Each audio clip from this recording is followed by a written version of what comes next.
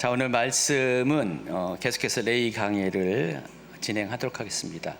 23번째 시간입니다. 1월 달부터 시작한 레위 강해가 벌써 반년의 시간을 지나왔고요. 아직 절반 정도밖에 못한 것 같아요. 절반 조금 넘게 했는데 올 가을에는 아마 마치겠죠.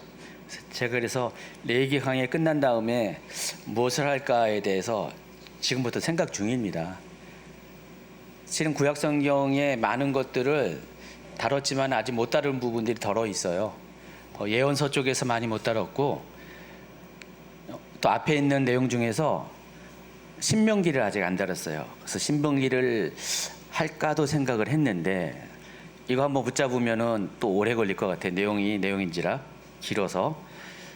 그럼 여러분 레위기를 1년 가까이 하고 신명기를 하면은 신명이 날까요? 안 날 것 같아요. 그래서 뭐라고요? 룻기 하라고요?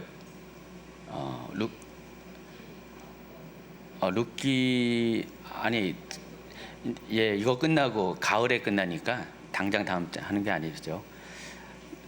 룻기 안 했나요, 제가? 생각이 안 나네. 그래요. 모세 오경 중에서는 지금 3가지는 했고 이제 4번째 레위기를 하고 있고 아직 신명기가 남아 있습니다. 그리고 여호수아서부터는 쭉 해왔던 것 같아요. 역대 상하만 안 하고. 그래서 룻기 제가 기억이 안 나네요. 안 했어요. 그래요. 약간 이렇게 파먹듯이 좀 안 한 게 덜어 있을 겁니다. 그리고 신약 성경은 다 했어요. 작년 계시록을 끝으로 다 다뤄드렸는데 초기 했던 것들이 너무 좀 시간에 쫓기다 보니까 큐티랑 같이 진행하다 보니까 늘 아쉬움이 많았어요. 충분히 다루지 못해서. 그래서 신약 성경을 좀 하고자 하는데 아직은 정확하게 결정을 못했습니다. 여러분 혹시 개인적으로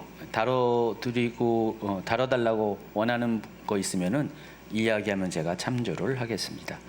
결정을 하는 건 아니고 참조를 하겠습니다. 어쨌든 오늘 레위기 23장, 레위기 강의 23번째.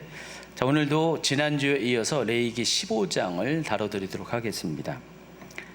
지난 강의에서 소개한 레위기 15장의 전반부 1절부터 18절 말씀은요, 우리가 말하는 자도 그렇고 듣는 자도 약간 민망한 주제를 다루고 있다고 말씀드렸어요. 그래서 남성의 성기에서 흘러나오는 비정상적인 유출, 히브리어로 조부, 그리고 설정에 관한 정결법에 대해서 다뤄드렸습니다. 제가 지난번에 말씀드린 것처럼 내용인지라 거의 설교에서 이 부분을 이야기한 설교자가 저도 못 본 것 같아요. 거의 못 들은 것 같아요. 그만큼 좀 삶의 은밀한 부분을 다루고 있고요. 민망한 부분을 다루고 있습니다. 오늘 다뤄드릴 부분도 그 정도는 아니지만은 그래도 같은 챕터에 있고 같은 유출에 관한 주제를 공유하고 있기 때문에 대상만 여성으로 바뀌었죠. 그러다 보니까 이것도 말하기 쉬운 이야기는 아닙니다. 자, 그래서 오늘 15장 후반부 19절부터 33절까지의 내용을 본문으로 해서요, 여성의 몸에서 나오는 피의 흐름에 대해서, 여성의 월경, 또 비정상적인 유출에 대해서 이야기를 해드리도록 하겠습니다. 오늘 이제 말씀을 들으면서 여러분 이 여성의 몸에서 피를 나오는 것에 대해서 우리가 어떻게 해석하냐에 따라서 그 자체를 부정적으로 볼 수 있고 또 죄와 연관해서 볼 수가 있어요. 실제로 신약 성경에 보면은 이따 다뤄드릴 마가복음 5장에 등장하는 혈류병 걸린 여인이 그와 같은 취급을 당했거든요. 그래서 이 부분에 대해서 여러분 철저한 이해가 있어야 됨을 먼저 여러분에게 말씀드리고자 합니다. 중요한 것은 여성의 몸은 생명을 품을 수 있는, 하나님께서 창조 때 생명을 품을 수 있는 자리로서 만들어졌습니다. 여성의 몸이 없으면은 하나님께서 생육하고 번성하라는 그 지상 대명령을 창조 후에 바로 주셨는데 그 명령이 실행이 될 수가 없습니다. 그런데 여성이 생명을 잉태하고 생명을 출산할 때에는 반드시 피가 관여가 되어 있습니다. 생명을 출산할 때도 피가 관여되고 출산하기 전에 매달 여성의 몸에서 나오는 그래서 매달 나오기 때문에 월경이라고 이렇게 한자로 하는데 이 월경이 없으면은 여성이 임신할 수가 없잖아요. 여러분 이렇게 갱년기 지나서 생리가 끊어진 분들이 계시잖아요. 누구라고 제가 손들라고 안 했겠습니다. 그분들은 아이를 임신하고 싶어도 임신할 수가 없어요. 생리가 있어야지 아이가 임신됩니다. 그렇기 때문에 자, 이것은 여성이 나오는 이 피는 어떻게 보면은 굉장히 부정적이고 또 죄와 연관해서 생각할 수 있지만은 그것이 없으면은 생명이 임신되고 출산할 수 없기 때문에 이 여성의 피는 상당히 중요합니다. 그리고 하나님께서 또 생명을 잉태하기 위한 목적으로 주셨기 때문에 이 부분은 상당히 중요하고 또 영적인 의미도 따라서 중요하다는 것을 아시기 바랍니다. 레위기에서 월경 중인 여인에 대해서 부정하다고 계속 말을 합니다. 오늘 본문에서 그 얘기를 반복적으로 하는데 여러분이 아셔야 될 것은 부정하다고 하는 것과 죄인이다라는 것을 같은 선상에 놓아서는 절대로 안 된다는 것입니다. 그러니까 레위기에서 말하는 이 정결법, 레위기 정결법 11장부터 15장까지 나온 정결법에서 계속 부정을 언급하는데 탐해를 언급하는데 이 탐해가 있다고 해서 죄가 있다라는 것은 아니라는 사실을 여러분 계속 강의를 들었기 때문에 여러분이 이해하는데 혹시라도 오늘 처음 듣는 분이 계신다면 방송으로도 처음 듣는 분이 계시라면은 이 부분에 대해서 명확하게 여러분 전제를 깔고 강의를 들으셔야 됩니다. 부정과 죄는 같은 개념이 아니라는 것을 아시기 바랍니다. 레위기에서 말하는 이 부정이라는 것은 탐해는 어떤 종교적인 제의와 연결되어 있어요. 제사의식과 연관되어 있어요. 그래서 부정하다라는 것은 제사의식에 참여할 수 없다는 의미예요. 죄가 있다는 것이 아니라 그 사람은 지금 탐해의 상태이기 때문에 하나님 앞에 나올 수 없다라는 것입니다.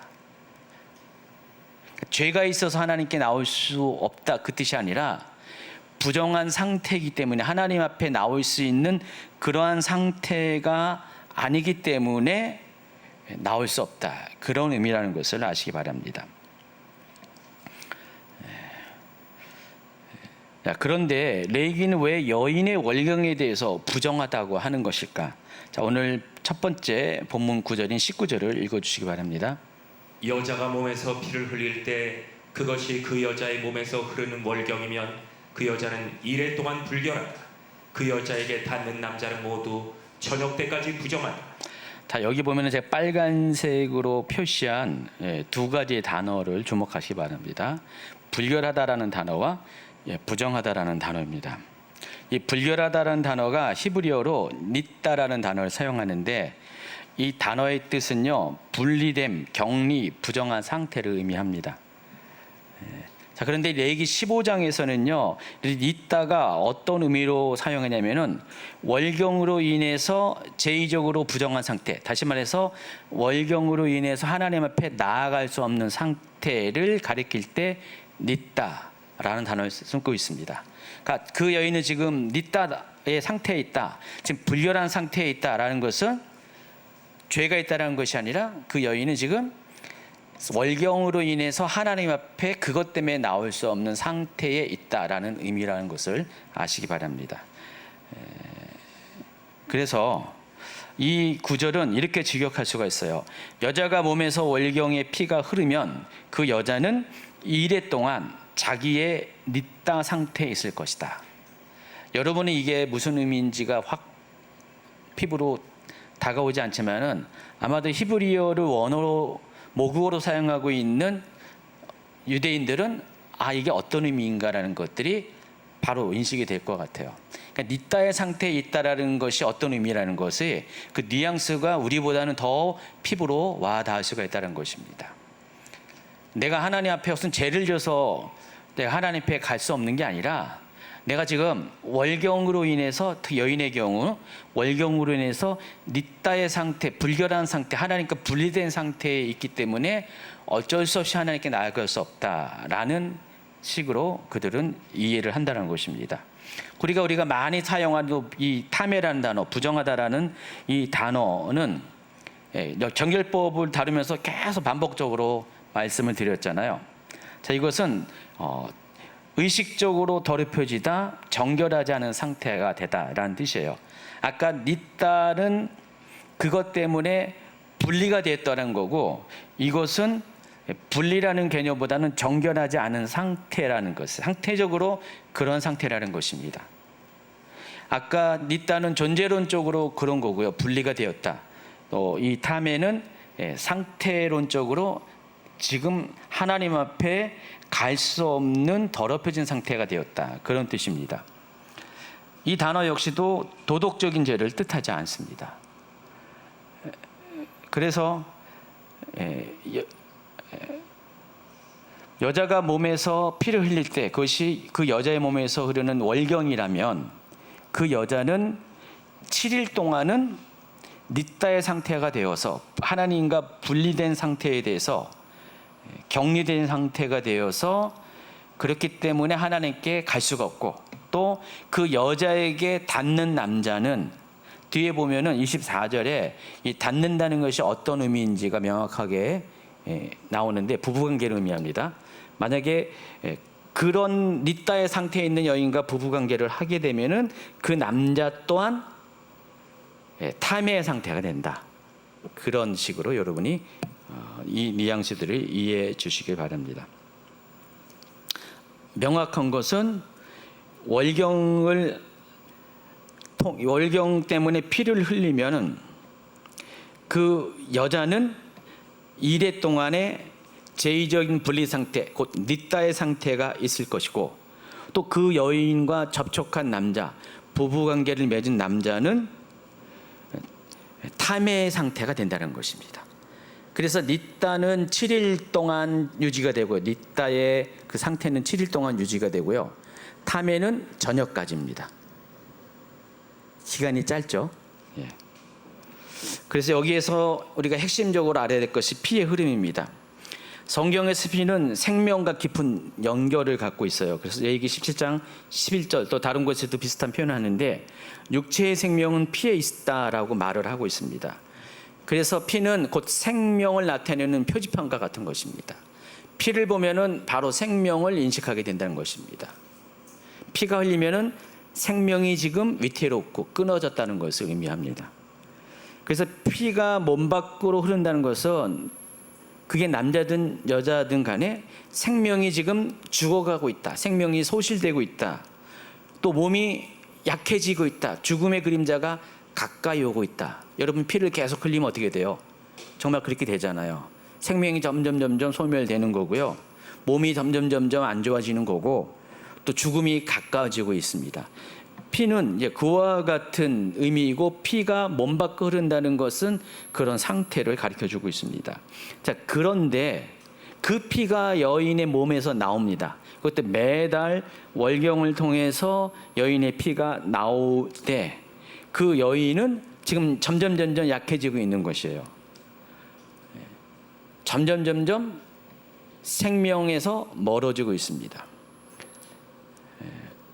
자, 월경을 하는 이유가 의학적으로 어떤 건가요? 임신한 상태의 여인이 임신의 어떤 과정을 겪지 않으면은 그 임신을 해야 될 것들이 한 달에 한 번씩 임신을 하지 못했기 때문에 배출이 되는 거잖아요. 그게 월경의 의학적인 그런 원리잖아요.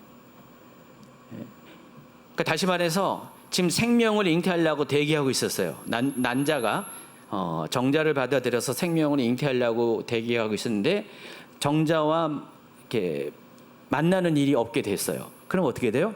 그 난자는 폐기 처분이 된다는 것입니다. 그 폐기 처분된 것이 몸 밖으로 배출되는 거예요. 폐기 처분됐으니까. 폐기 처분된 거를 계속 몸 안에 있으면 또 문제가 생기잖아요. 그래서 의학적으로는 그 여자의 건강을 위해서 한 달에 한 번씩 그와 같이 생리적인 현상을 겪게 된다는 것입니다. 중요한 것은 원래는 남자의 정자와 만나서 생명이 잉태될 여자의 난자가 생명을 생산하지 못하니까 그 생명이 소실되는 거죠. 빠져나가는 거죠. 그게 바로 월경이라는 것입니다. 이 피의 의미, 생명을 품을 수 있는 이 피가 생명을 품지 못하게 될 때 이것이 흘러나가는 것을 통해서 이 여인이 주기적으로 그와 같은 일을 겪고 그것이 또 여인의 신체와 정서와 여러 면에서 굉장히 고통을 주고 불편함을 주고 연약하게 하는 이런 것들을 알려주기 위해서 그와 같은 현실을 하나님 앞에서 다루어 주기 위해서 지금 레위기 15장은 이 부분을 다루고 있다는 것입니다. 중요한 것은 하나님께서는 여성이 겪는 몸의 변화와 피의 흐름과 이 반복되는 연약함을 알고 계신다는 것입니다. 알고 계시기 때문에 이 이야기를 하시는 것이에요. 그리고 그것조차도 하나님의 거룩의 질서 안에서 다루시길 원한다는 것입니다. 남자의 설정에 관한 것에 또 비정상적인 어떤 조부, 어떤 분비물에 대해서 지난 시간에 다루드리면서 성경이 왜 이런 것까지 굳이 알고 싶지 않은데 듣고 싶지 않은데 왜 이런 것까지 이야기하냐? 우리가 겉으로 보면은 생각할 수가 있지만은 알고 보면은 그걸 통해서 하나님이 우리를 이해하고 또 우리를 통해서 말씀하시는 것들이 있어요. 그래서 겉과 달리 드러나는 그 문자와 달리 그 내용 안에는 하나님의 우리를 향한 깊은 배려의 마음들, 우리 생각하는 마음들이 거기 그대로 담아 있다고 말씀을 드렸어요. 오늘 여성의 그 생리와 관련된 것도 동일하다는 것입니다. 사람들이 감추고 싶어하는 여성만의 몸의 현실이 있어요. 말하기 어려운 고통이 있어요. 그것이 계속 반복될 때 얼마나 힘듭니까? 굉장히 연약함을 갖게 되는데 그것까지도 잘 아시는 하나님께서 그것을 수치로 그대로 남겨두지 않으시고 거룩 안에서 보호하시고 회복시키는 분이다. 그리고 하나님께서 이것을 드러냄을 통해서 여인의 그 월경을 어떤 영적인 의미를 드러냄을 통해서 하나님은 그 여인을 생각하시고 배려하시고 궁극적으로는 그 여인이 회복되기를 원한다는 것을 알려주시기 위해서 하나님의 관심이 그 여인에게 있다는 것을 알려주시기 위해서 이 레위기 15장에 이 내용들을 기록했다는 것입니다. 자, 레위기 15장 20절부터 23절까지 읽어주시기 바랍니다. 그 여자가 불결한 기간에 눕는 자리는 모두 부정한다. 그 여자가 앉았던 모든 자리도 부정한다. 그 여자의 잠자리에 닿는 남자는 모두 옷을 빨고 물로 목욕을 하여야 한다. 그 남자는 저녁 때까지 부정한다. 그 여자가 앉았던 자리에 닿는 남자는 누구나 옷을 빨고 물로 목욕을 하여야 한다. 그 남자는 저녁 때까지 부정한다. 그 여자가 눕는 잠자리든 앉는 자리든 어떤 남자가 그 자리에 닿으면 그 남자는 저녁 때까지 부정한다. 여기 보면은요 19절에는 이렇게 월경하는 여인이 부정하고 또 월경하는 여인과 접촉하는 남자가 또 부정하다 그랬습니다. 그러니까 그 여인은 아까 부정이라는 게 아니라 닛다라는 단어 불결하다라고 했고 그 여인과 접촉하는 남자는 탐해가 된다 그랬어요. 근데 여기 보면은요 지금 20절부터 23절을 보면은요 그 여인의 닛다 상태를 얘기하는 게 아닙니다. 다 뭐라고 했습니까? 그 여인과 접촉하는 모든 것에 대해서 뭐라고 했습니까? 탐해가 된다라고 말하고 있어요. 그 여자가 불결한 기간에 그 일주일 동안이 불결한 기간이잖아요. 닛다의 기간이잖아요. 그 닛다의 기간 동안에 눕고 있는 자리, 어딘가에 누워서 잘 거 아니에요. 침대에 누워서 잘 거 아니에요. 그 침대는 그 기간 동안에 모두, 여기서 닛다라는 단어를 사용한 게 아니라 타메라는 단어를 사용합니다. 부정한 상태가 된다는 것입니다. 그 여자가 앉았던 모든 자리도, 만약에 그 여자가 책상에 앉았다, 그 자리도 타메의 상태, 그러니까 닛다가 아니라 타메의 상태가 된다. 그 여인이 밥 먹기 위해서 앉았던 식탁도 타메가 되고요. 또 그 여자와 뭐 육체적인 접촉은 하지 않았어요. 근데 만약에 아내가 이제 월경 중에 누웠던 자리에 남편이 그 자리를 누웠다, 그러면은 그 남자도 타메의 상태가 된다는 것입니다. 그래서 모든 옷을 빨고 물로 목욕을 하면은 저녁부터는 괜찮아진다는 거예요. 또 그 여자가 앉았던 자리도 마찬가지입니다. 그래서 그 여자가 눕는 자리든지 앉는 자리든지 간에 어떤 남자가 그 자리에 닿으면은 그 남자는 저녁 때까지 부정한 상태가 된다는 것입니다.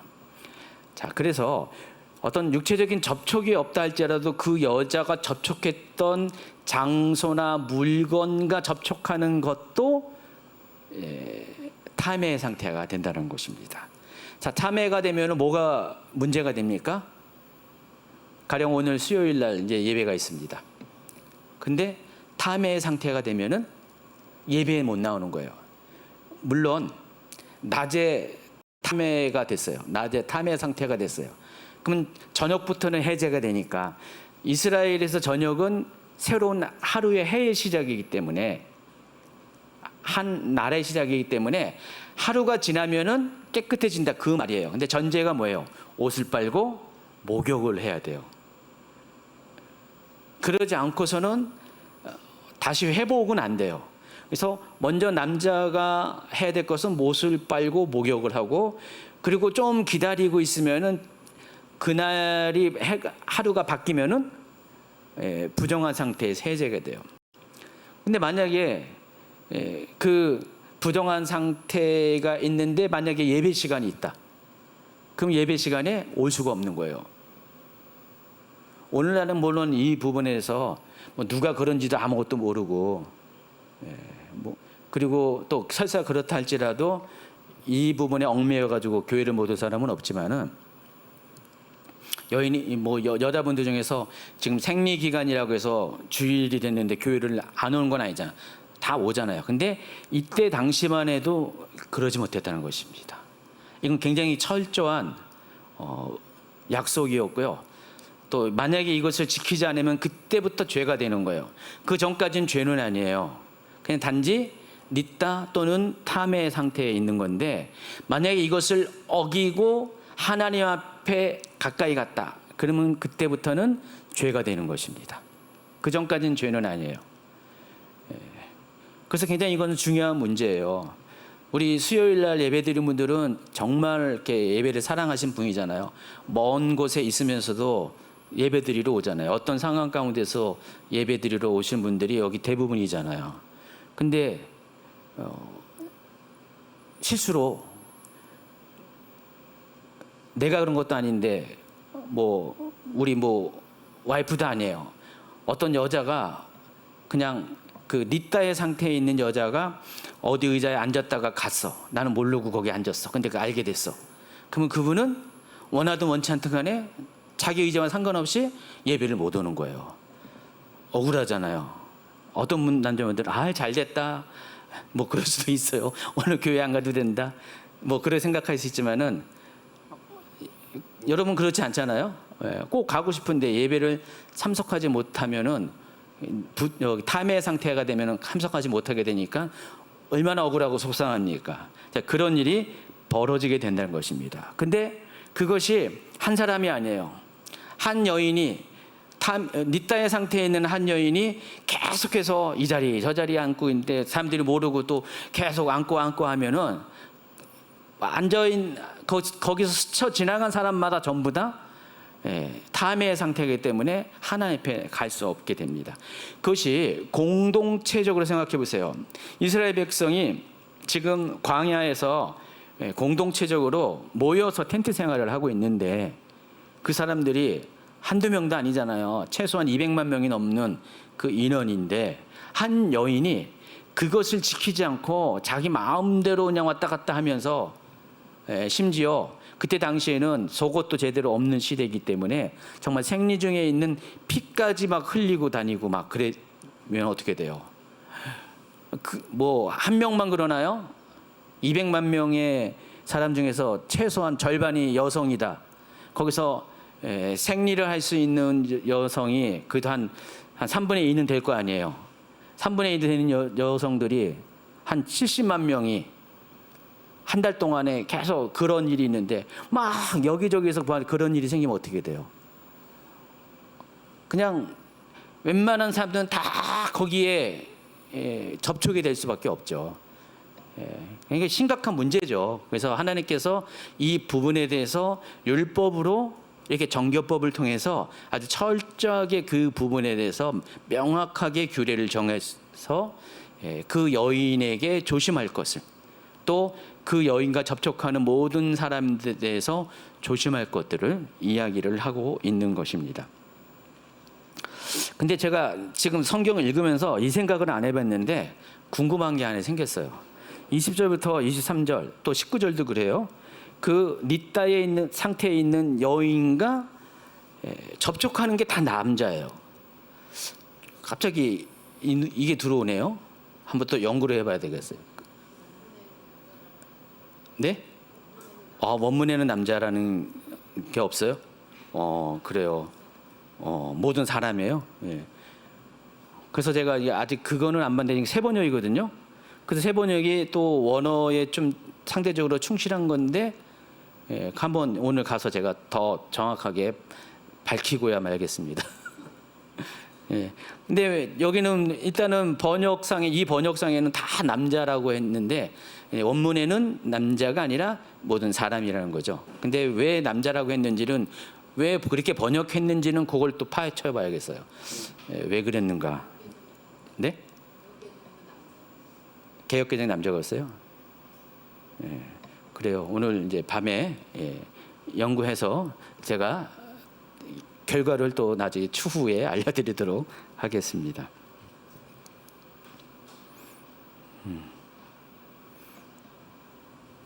자, 그런데 이 접촉 금지에 가는 거, 접촉하면은 부정한 상태, 탐해가 된다라는 것은 남성의 유출 규례와 똑같아요.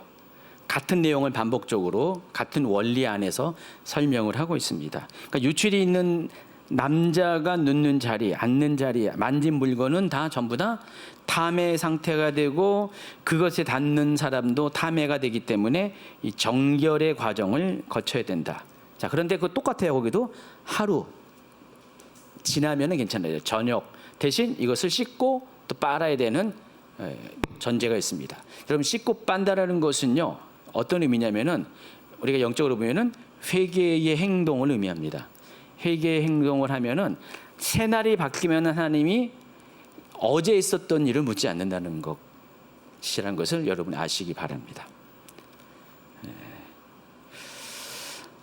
오늘 지금 다뤄드리는 레위기 15장 19절부터 33절 여성의 유출 규례는 첫째는 여성의 몸을 죄악시하는 것이 아니고 또 생명과 피의 영역을 하나님 앞에 사람들이 가볍게 다루지 않도록 질서를 부여하는 장면이라는 것을 아시기 바랍니다.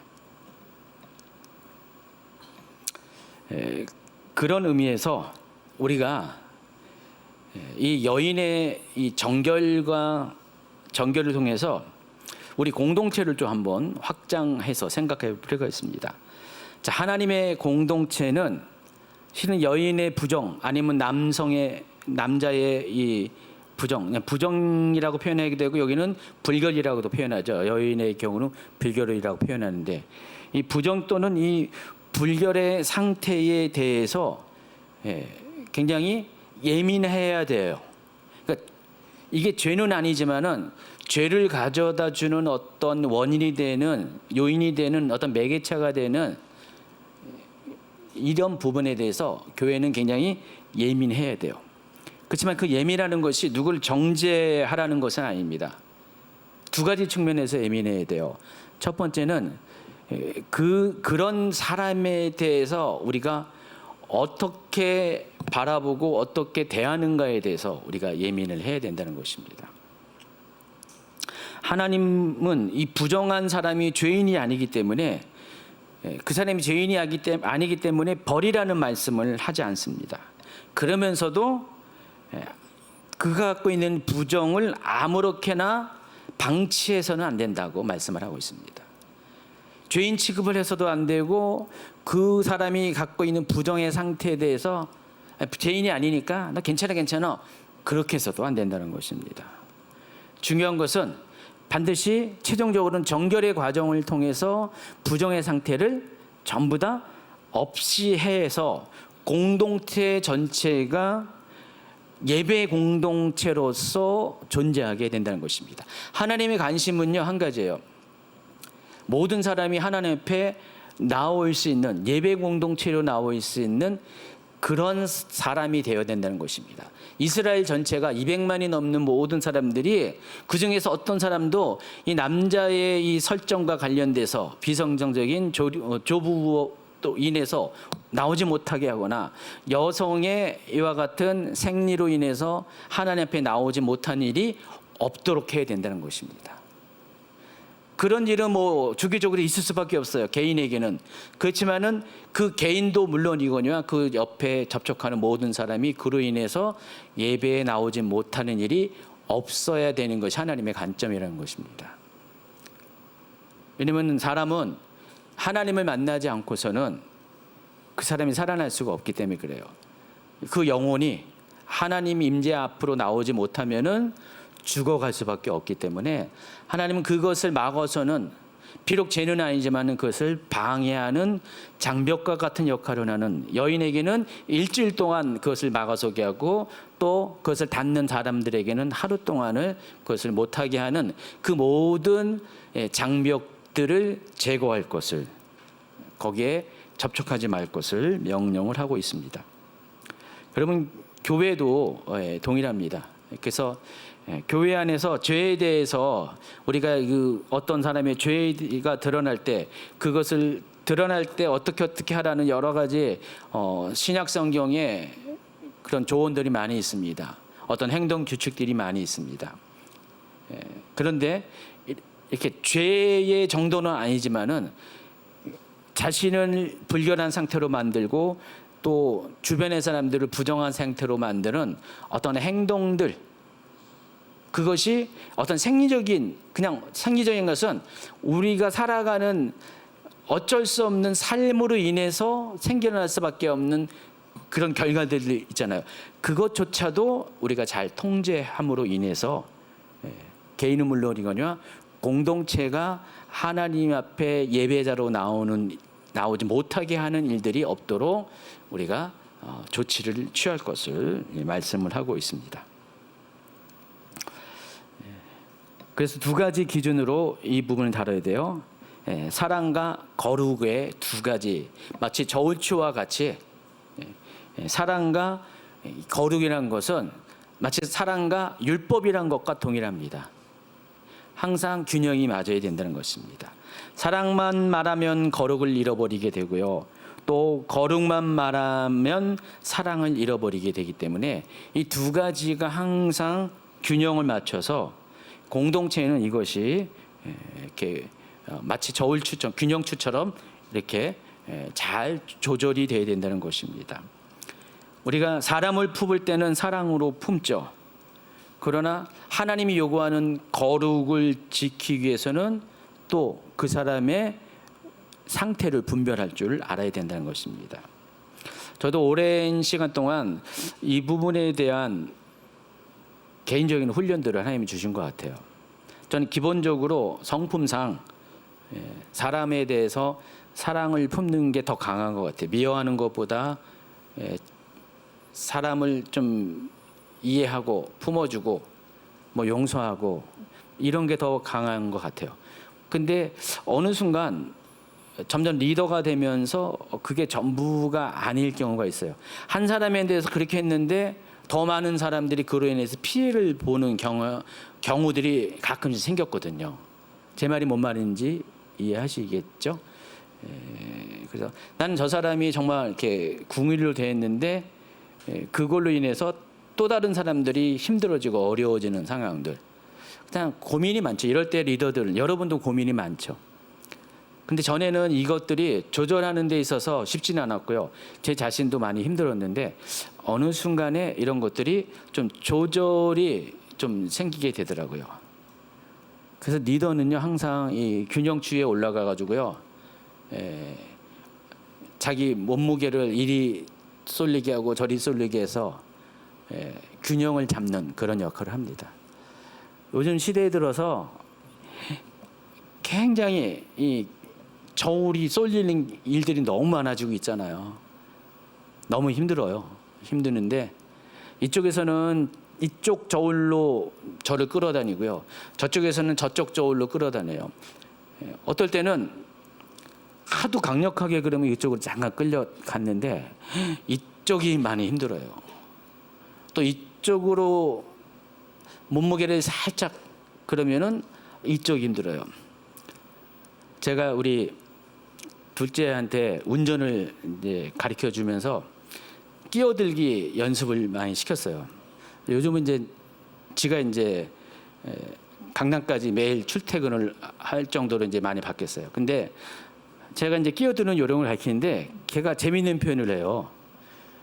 제가 이렇게 끼어드는 것을 가르쳐 주면은 아빠 그러니까 차가 이렇게 있으면은 내 차를 실룩실룩 해가지고 엉덩이 실룩실룩 하는 것처럼 실룩실룩 해가지고 들어가라는 거지.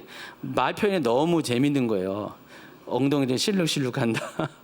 차도 실룩실룩 하는 거죠. 이렇게 한 번에 휙 들어가면은 몇 번 이렇게 급하게 들어가서 그거 혼내줬거든요. 그렇게 하지 말라고. 근데 그러면서 조금씩 살짝 들어가는 걔는 실룩실룩이라고 표현을 하더라고요. 맞아 실룩실룩. 그러니까 균형을 잡기 위해서는 이쪽 엉덩이를 이쪽으로 이쪽을 또 이쪽으로 실룩실룩이 맞는 것 같아요. 그래서 이게 굉장히 중요한 겁니다. 이 교회 공동체가 참 이게 말처럼 쉬운 건 아닙니다. 어려워요. 사랑을 택하자니 거룩이 훼손되고 거룩을 택하다니 너무 야박하게 그 사람을 이렇게 마음을 이렇게 상처를 줄 수가 있고 참 이게 참 쉽지가 않습니다. 그런데 하나님은 어쨌든 간에 이 두 가지를 우리가 최선을 다해서 하시기를 원하시고요. 또 우리가 이런 레위기의 말씀, 이 정결법을 배워가면서 그런 것들을 조금씩 우리가 조정을 하면서 전에는 모를 때는 어찌할 바를 몰랐지만은 조금씩 배우게 됩니다. 이 규례라는 것이 그래서 원칙이니까 굉장히 중요한 것 같습니다.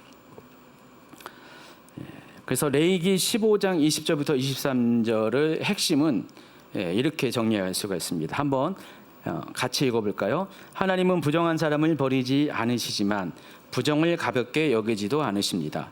하나님의 공동체는 사람을 품는 사랑과 거룩을 지키는 분별을 함께 붙들어야 합니다. 그러므로 연약한 사람을 정죄하지 말고 연약함을 방치하지도 말아야 합니다.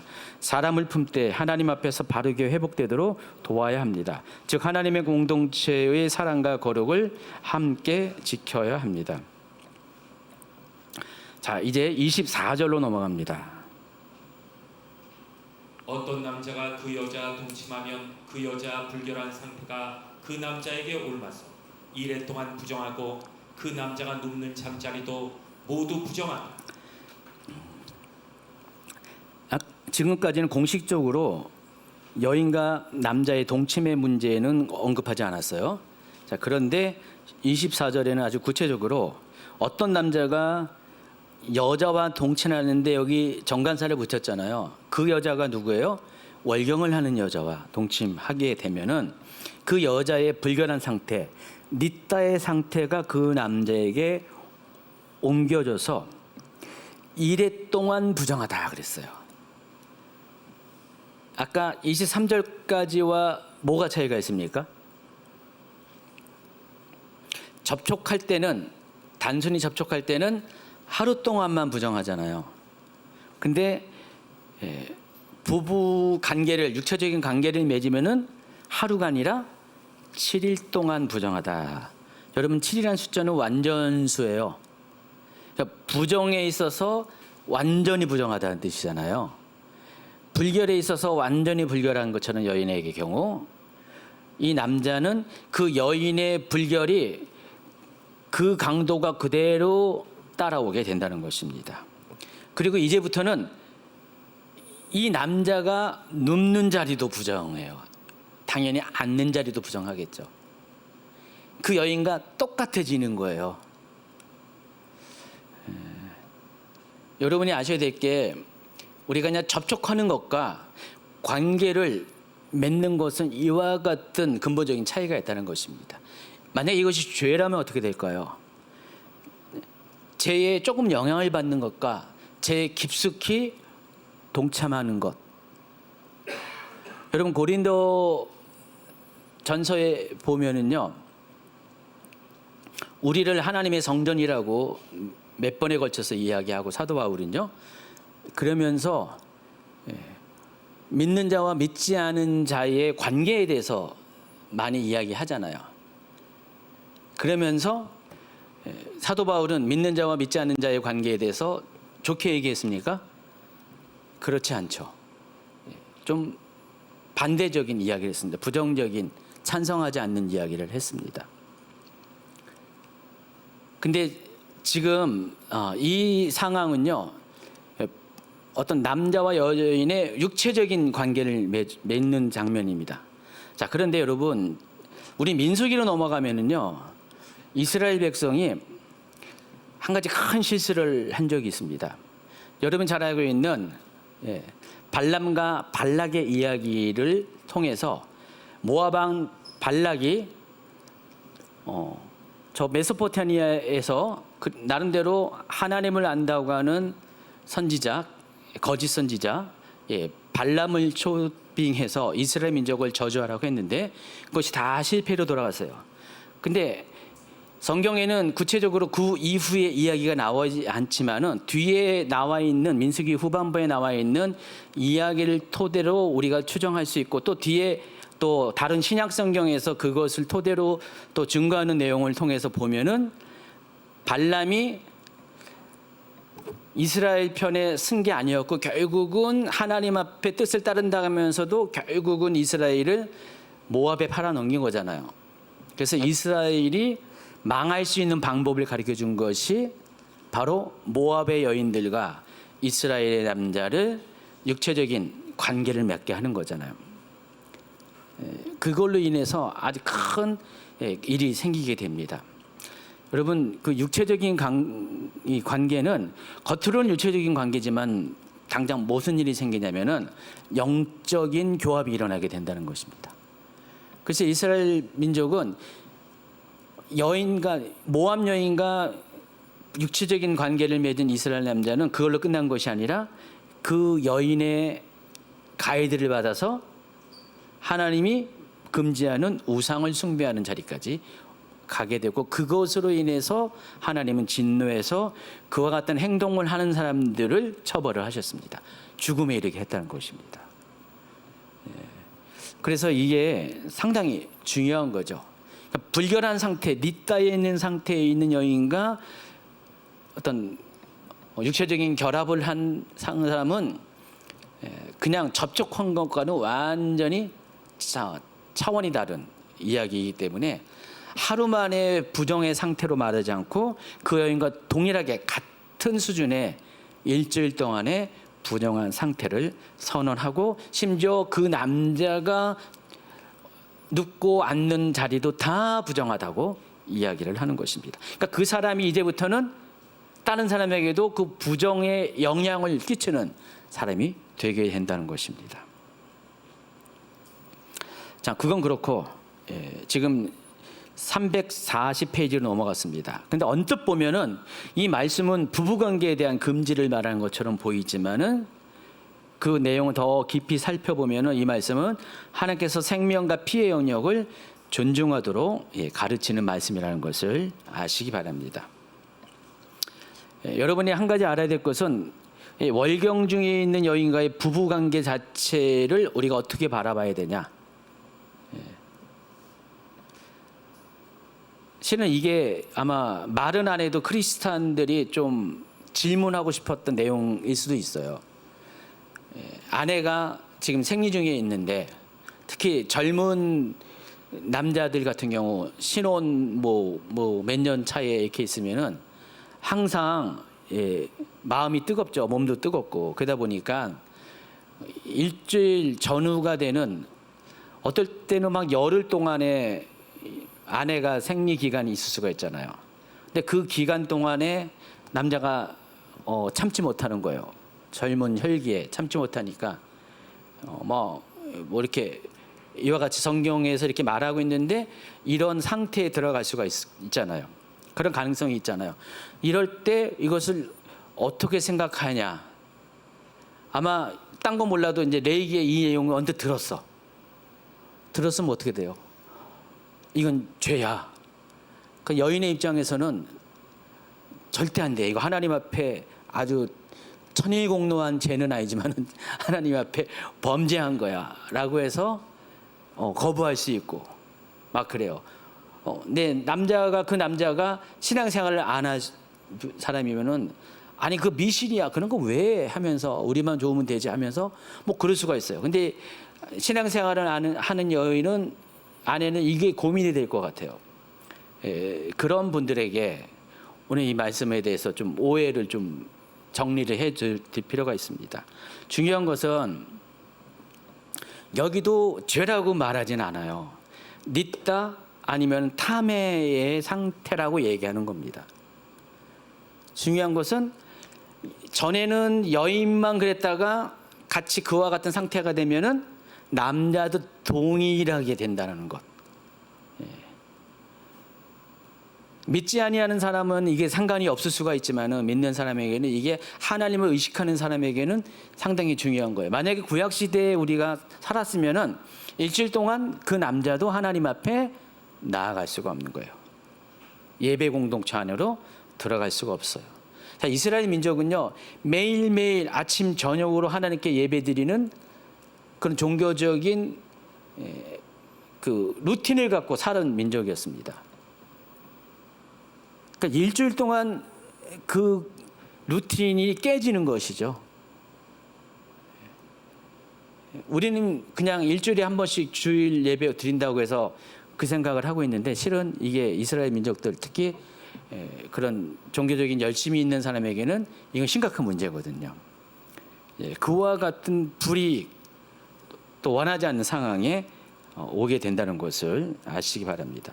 죄는 아니지만은 그러나 그로 인해서 하나님 앞에 나아가지 못하는 부정한 상태가 되기 때문에 월경 중의 부부관계는 여기서는 명확하게 하지 말라라고는 말은 안 했는데 맥락적으로는 하지 말 것을 권면을 하고 있습니다. 조언을 하고 있는 것입니다.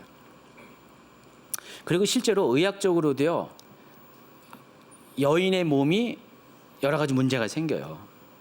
그것으로 인해서 여인의 몸의 상태가 안 좋아질 수가 있기 때문에 하나님은 여러 가지를 다 고려해서 우리가 알지 못하는 시대, 의학적으로 알지 못한 시대에서도 이 부분에 대해서 미리 말씀을 하신다는 것을 아시기 바랍니다. 우리가 음식규례를 통해서 잘 몰랐었는데 현대 과학이 그 음식규례가 얼마나 과학적이라는 것을 지금 알려주는 것처럼 이것도 마찬가지라는 것을 아시기 바랍니다. 자, 25절, 26절, 27절. 어떤 여자가 자기 몸이 월경 기간이 아닌데도 여러 날 동안 줄곧 피를 흘리거나 월경 기간이 끝났을 때에도 줄곧 피를 흘리면 그 피가 흐르는 그 기간 동안 그 여자는 부정한다. 몸이 불결한 때와 같이 이 기간에도 그 여자는 부정한다. 그 여자가 피를 흘리는 동안 눕는 잠자리는 모두 월경 기간에 눕는 잠자리와 마찬가지로 부정하고 그 여자가 앉는 자리도 월경 기간에 앉은 자리가 부정하듯이 모두 부정한다. 누구나 이런 것들에 닿으면 부정한다. 그는 옷을 빨고 물로 목욕을 하여야 한다. 그는 저녁 때까지 부정한다. 자, 이번에는요, 정상적인 생리가 아니라 생리 기간이 끝났을 때도 피가 멈추지 않는다. 이거는 문제가 있는 거죠. 남자의 경우도 비정상적인 주부가 있는 것처럼 여인의 경우도 비정상적인 출혈이 있을 수가 있어요. 자, 이때의 정결법에 대해서 이야기를 하고 있습니다. 자, 그 피가 흐르는 동안에 그 피가 언제까지 흐르는지는 아무도 몰라요.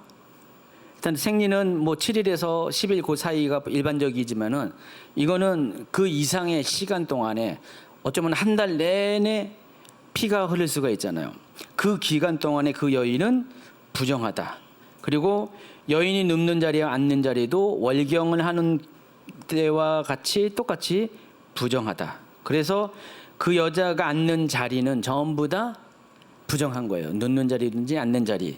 그리고 거기에 누구든지 접촉하는 사람은 다 부정하기 때문에 옷을 빨고 몸을 씻어야 된다. 대신 저녁까지 그 하루가 새로운 날이 되면은 부정해서 해제가 된다. 이 말씀을 하고 있습니다. 여기 잘 살펴보니까 불결하다는 소리, 닛다라는 소리는 안 해요. 전부 다 탐해로 공통적으로 이야기를 하고 있습니다. 자, 그런데 우리가 여기서 알아야 될 것은 비정상적인 출혈이라는 것은 일반적인 생리 기간과는 달리 기간이 정해지지 않은 거예요. 생리 기간도 고통인데 이 고통이 어떤 한정된 시간이 아니라 끝이 보이지 않는 연속적인 그런 고통의 시간입니다. 그리고 부정한 상태도 똑같이 그 시간에 비례해서 길어지게 됩니다.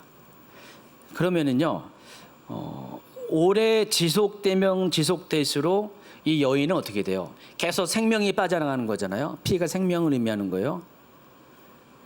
그리고 또 계속 몸은 연약해지게 돼 있죠. 그래서 영, 혼, 육 모든 면에서 점점 힘들어지고 심지어는 어떻게 돼요? 일정 시간 동안에 하나님 앞에 나아가지 못했는데 이제는 한도 끝도 없이 하나님 앞에 나아가지 못함으로 인해서 하나님과의 관계에 있어서 고립이 생기고요. 또 사람도 접촉하기가 힘들어요. 왜냐하면 자기가 앉았던 자리에 누군가가 앉게 되면은 부정한 상태이기 때문에 스스로 사람들과의 접촉을 피해야 돼요. 자, 이렇게 되다 보니까 이게 몸의 문제에서 삶 전체로 이 고통이 확산이 되는, 제일 중요한 것은 하나님 앞에 나아가지 못하는 영적인 단절까지 이어지게 된다는 것입니다. 몸도 아프죠. 마음도 힘들어지죠. 거기에다가 또 하나님과의 관계에서도 심각한 단절이 일어나게 되죠. 근데 그게 뭐 한 달이 될 수가 있는데 두 달이 될 수가 있어요. 근데 그것도 있는데 오늘 마가복음 5장에 보면은요, 마가복음 5장에 소개하는 혈류병 걸린 여인은요, 무려 12년 동안, 여러분 7이라는 것도 완전수인데 12도 완전수라는 거 아시죠? 7보다 더한 완전수죠. 근데 12년 동안 이 여인은 닛다의 상태에 있었다는 것입니다. 12해 동안 몸이 아팠죠. 12해 동안 사람들의 접촉을 조심해야 했죠. 12해 동안 예배와 공동체 자리에 자유롭지 못했죠. 12해 동안은 수치와 고립과 절망을 견뎌했습니다. 한 일주일 정도는 사람이 그러려 했는데 이 여인이 12년 동안 그러면 어떻게 해요? 사람들이 이 여인에 대해서 낙인을 찍었을 거 아니에요. 동네 사람들 다 알아요. 이 여인 근처에 오지도 않아요. 그냥 일주일 동안이면 그냥 그건 죄라고 생각 안 했겠죠. 근데 12년 동안 이렇게 된다면은 저 여자 분명히 뭐 문제가 있어서 저런 거야. 하나님 저주받은 거야 하면서 이렇게 완전한 고립의 상태, 수치의 상태가 됐습니다. 그러니까 레이기 접촉 규례에 따르면 부정한 사람이 부정한 사람이 사람을 접촉할 때는 부정하게 된다고 했잖아요. 그런데 예수님의 경우는 또 달라집니다. 그러니까 사람 자체는 부정해질 수가 있잖아요. 불결해질 수 있고 부정해질 수 있잖아요. 그러니까 사람 자체는 옷이 더러워질 수가 있는데, 근데 하나님이신 예수님만큼은 더러워지는 분이 아니세요. 영적인 부분에서. 그러다 보니까 이 혈류병 걸린 여인이 자기의 불결한 상태를 누군가의 접촉을 통해서 그 사람은 부정한 상태로 만들었는데, 예수님을 만날 때 이 여인에게는 어떤 변화가 생겼냐면 그 반대 현상이 생겼다는 것입니다. 예수님 안에 있는 정결함이 이 여인에게 전이가 되는 거예요. 여러분, 영적인 원리는 참 놀랍습니다. 내가 나쁜 것도 전이가 되지만은, 임파테이션 되지만은 좋은 것도 전이가 돼요. 그래서 우리는 항상 만나는 것, 접촉하는 것, 관계 맺는 것들을 굉장히 신중해야 될 것이, 내가 안 좋은 것을 갖고 있으면 다른 사람에게 전달되죠. 근데 내가 좋은 것을 갖고 있으면 그것이 다른 사람에게도 그렇게 전달이 됐어요. 또 반대 현상이 일어날 수가 있어요. 자, 이 여인은 중요한 것은 아무도 누구도 해결할 수 없는 완전한 실패를 의미하는 12년의 기간 동안에 지속되었던 이 비정상적인 하혈이 예수님을 만나면서, 가장 정결한 예수님을 만나면서 모든 것들이 다 변화가 됐다는 것입니다. 이 여인의 문제는 계속 생명이 빠져나간 거죠. 피가 생명을 맨다 그렇죠. 근데 예수님에게서 뭐가 왔습니까? 생명이 찾아왔을 때 이 여인의 오랜 유출은 멈추었고 몸은 완전히 회복이 되었다는 것입니다. 예수님은요, 그걸로 끝나는 것이 아니라 많은 사람들한테서 이 여인을 따라라고 불렀습니다. 이 따라라는 이 표현이 자녀를 부르는 호칭이잖아요. 하나님께서 이 여인을 자녀로 받아들인다는 그 선언입니다. 그래서 이 여인이 몸만 고친 것이 아니라 그 예수님이 부르는 호칭을 통해서 회복의 자리로 완전히 들어서게 된 겁니다. 이것은 마치 제사장을 통해서 정결 제사를 드려서 완전히 이제는 더 이상 이 사람은 법적으로도 문제가 없다는 것을 인정해 준 것처럼, 예수님의 이 호칭은 그와 같은 효력을 발생했다는 것입니다. 그래서 예수 그리스도 안에서는요, 어떠한 부정도, 어떠한 불결도, 생명이 빠져나가는 어떠한 것들도 예수님을 통해서 다시 내 안에 생명이 들어오게 된다는 사실을 알 수가 있습니다. 우리가 이제 이 초점을 우리에게도 돌려서, 이 여인뿐만 아니라 우리에게도 유출이 있을 수가 있어요. 뭔가 빠져나오는 뭔가가 있을 수가 있습니다. 꼭 여인뿐만 아니라 우리 모두에게 오래된, 계속해서 12년 동안 피가 빠져나간 것처럼 우리에게도 오래된 생명이 빠져나가는 뭔가가 있어요. 여러분 삶 가운데 영적 생명이 빠져나가는 그런 것들이 혹시 있습니까? 혹시 모르고 있는 건 아니에요? 너무 그냥 실 같은 작은 것이라서 그거 인지하지 못하는 겁니까? 그러지 않죠. 여러분 삶 가운데 영적 생명이 자꾸만 빠져나갈 수 있는 어떤 것들이 있어요. 그것이 상처로 인해서 나갈 수 있고, 잘못된 어떤 저의 습관으로 인해서 계속해서 이 생명이 빠져날 수가 있습니다. 그래서 여러분이 이 부분에 있어서 여러분에 누출되고 있는, 자꾸만 흘러나가고 있는, 그냥 피와 같이 흘러나가고 있는 그런 것들을 여러분이 감지하고 있다면요, 바로 그때야말로 하나님 앞에 나아갈 때라는 것을 아시기 바랍니다. 여인의 행동을 보면은요, 예수님이 그 여인을 어떻게 하기 전에 이 여인이 어떻게 했습니까? 예수님의 옷자락, 찌찌트를 만졌다고 그랬습니다. 이 찌찌트라는 것은 유대인들이 허리춤에 또 옷깃에 달고 다니는, 바로 하나님 말씀을 상징하는 618개의 율법 조항을 상징하는 어떤 매듭을 말하는 것입니다. 그게 유대인의 정체성이고 또 하나님의 말씀을 상징하고 예수님도 그 찌찌트를 달고 계셨는데 유대인의 복직으로 그 여인은 그 찌찌트를 만졌어요. 찌찌트를 만지는 그 순간에 남들은 아무도 몰라요. 그렇지만은 그 여인에게 뭔가 생명이 들어오고 있다는 것을 본인이 알게 됐고요. 또 본인만 알게 된 게 아니라 예수님도 그것을 알게 되었습니다. 내 안에 있는 생명이 빠져나가고 있다는 것, 누군가에게 전달되고 있다는 것을 알게 되었습니다. 그래서 우리가 그와 같은 상태가 있으면은 하나님 앞에 나와야 되고요. 그것이 오래된 눈물이고 상처일지라도 그것을 가지고 예수님의 찌찌트를 붙잡는 그 순간에 내 안에 있는 그 불결한 상태, 부정의 상태가 어떤 간에 그것을 커버할 수 있는 하나님으로부터는 생명들이 밀려 들어온다는 사실을 아시기 바랍니다. 별로 재미가 없나 봐요.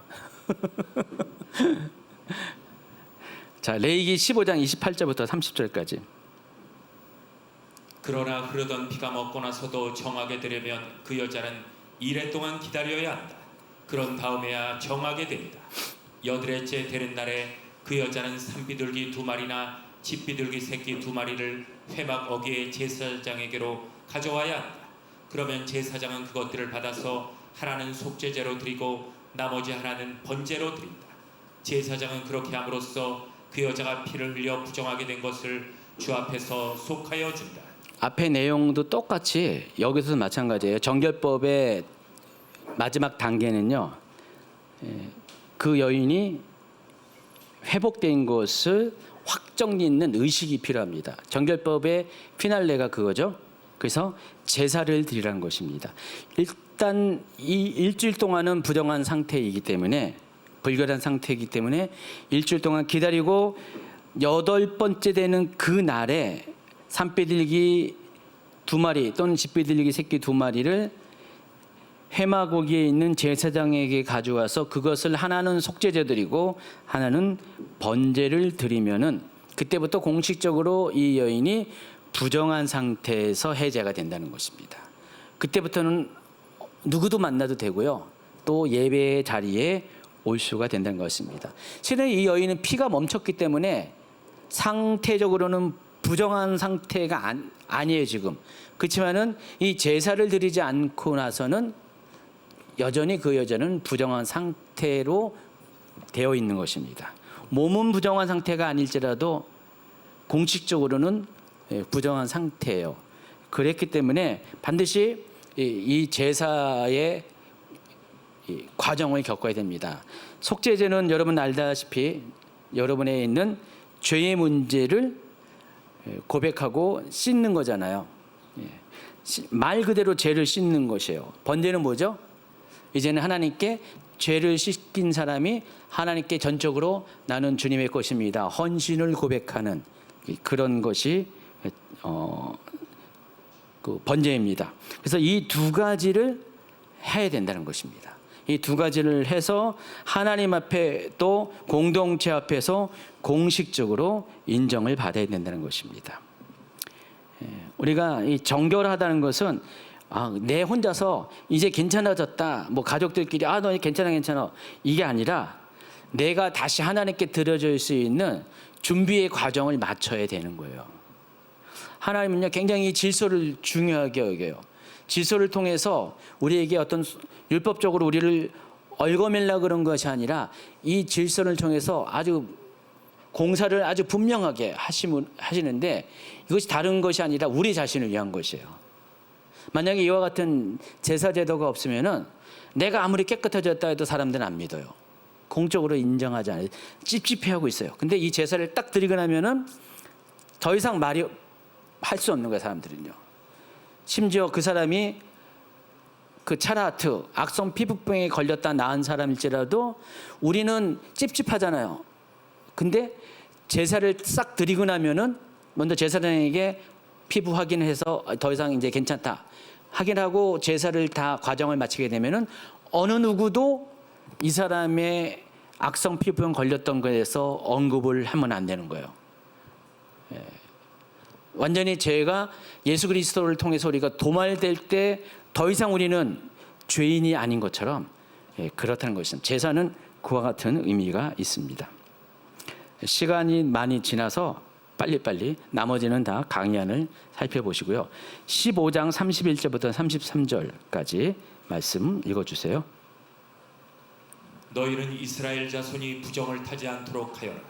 그들 가운데 있는 나의 성막을 부정하게 하였다가는 그것 때문에 그들은 죽음을 면하지 못한다. 위에서 말한 것은 남자가 성기에서 고름을 흘리거나 정액을 흘려서 부정하게 되었을 때 지킬 규례로서 몸이 월경 상태에 있는 여자, 부정한 것을 흘리는 남녀와 그리고 월경 상태에 있는 여자, 동침한 남자가 지켜야 할 규례이다. 자, 31절은 특히요.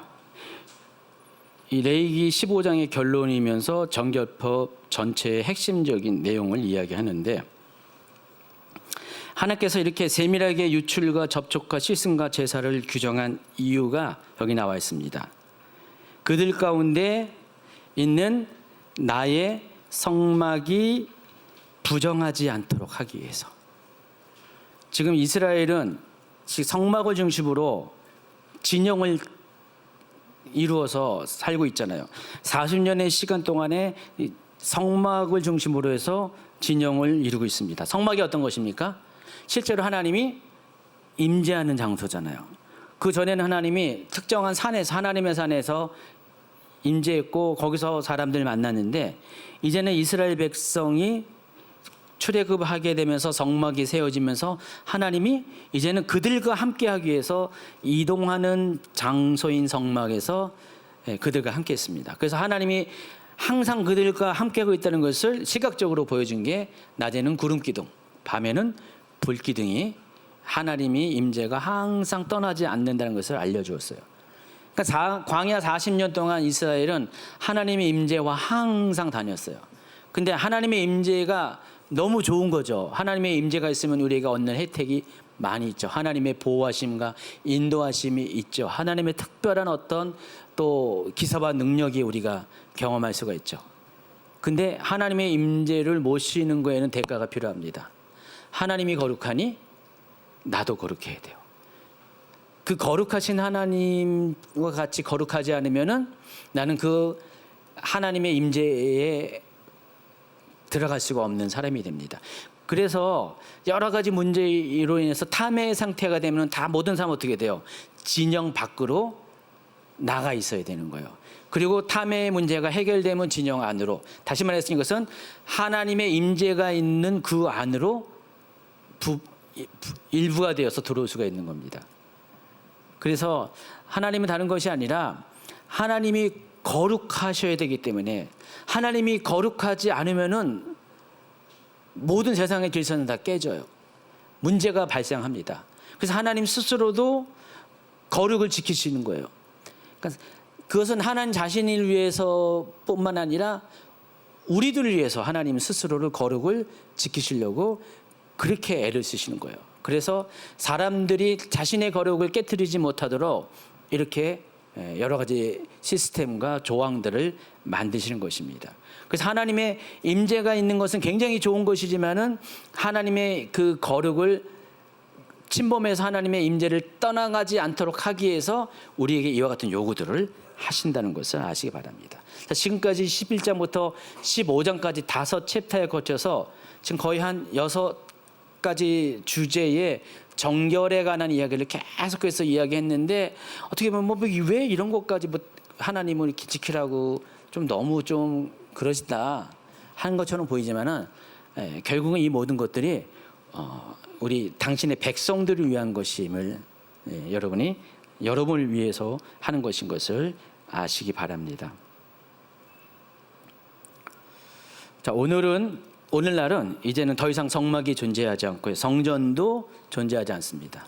대신에 이제는 하나님께서 성령님을 우리 안에 보내주셔서 우리로 하여금 하나님의 임재를 모시게 하는 거룩한 성전이 되게 하셨습니다. 그렇기 때문에 우리가 하나님의 임재를 계속해서 모셔드리기 위해서는요, 어떻게 돼요? 우리 안에, 우리 삶 가운데 있는 우리 손과 발, 우리의 생각, 우리의 입술, 우리 삶 전체에 있는 여러 가지 부정의 요소들을 발견하고 내어버리고 여기에서 그것을 버리고 그렇지 않은 것도 좋은 하나님에 속한 것만 내 삶에 남겨두는 이런 행동들을 해야 되는데 이게 바로 거룩이라는 것이죠. 거룩이라는 것은 엄숙이라는 뜻이 아니라 엄숙한 어떤 행동이 거룩이 아니라 거룩이라는 것은 내 안에 하나님이 지적하시는 이 닛다와 이 타메를 몰아내는 것, 그것을 내어버리는 것이 바로 거룩이라는 사실을 아시기 바랍니다. 우리가 거룩하면은 하나님은 계속해서 우리 안에 머무실 거고요. 우리 안에 머무시는 하나님, 성령님은요, 우리를 통해서 하나님의 임재 안에 있는 너무도 좋은 하나님의 일들을 우리를 통해서 해 나가시게 된다는 것입니다. 그래서 우리는 하나님의 임재가 우리 안에 있다면은 우리의 삶은 달라져야 돼요. 몸도 거룩하고 관계도 정결해야 되고 심지어 은밀한 삶까지 하나님 앞에서 거룩한 삶을 살아야 한다는 것입니다. 중요한 것은 이것이 우리가 노력을 한다고 되는 거 아닙니다. 이 모든 것을 가능하게 하신 분이 예수 그리스도시고 이 예수 그리스도를 통해서 우리 안에 임하시는 성령님을 통해서 우리는 이 모든 것을 나로는 할 수 없지만은 성령님을 통해서 해나갈 수 있는 존재가 되었습니다. 자, 그래서 우리가 늘 언제나 거룩을 유지하기 위해서는 두 가지를 항상 명심해야 돼요. 이것을 위해서 친히